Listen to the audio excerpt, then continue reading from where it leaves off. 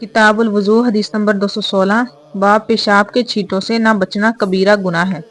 ہم سے عثمان نے بیان کیا، کہا ہم سے جریر نے منصور کے واسطے سے نقل کیا، وہ مجاہد سے، وہ ابن عباس رضی اللہ عنہما سے روایت کرتے ہیں کہ رسول اللہ کریم صلی اللہ علیہ وسلم ایک دفعہ مدینہ یا مکہ کے باغ میں تشریف لے گئے۔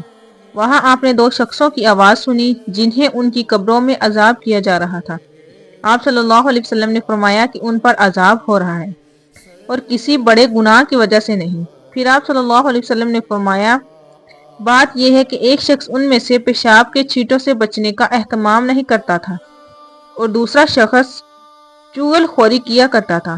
پھر آپ صلی اللہ علیہ وسلم نے کھجور کی ایک ڈالی منگوائی اور اس کو توڑ کر 2 ٹکڑے کیے اور ان میں سے ایک ایک ٹکڑا ہر ایک کی قبر پر رکھ دیا۔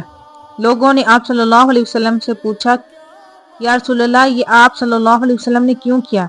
آپ صلی اللہ علیہ وسلم نے فرمایا، اس لیے کہ جب تک یہ ڈالیاں خشک ہوں شاید اس وقت تک ان پر عذاب کم ہو جائے۔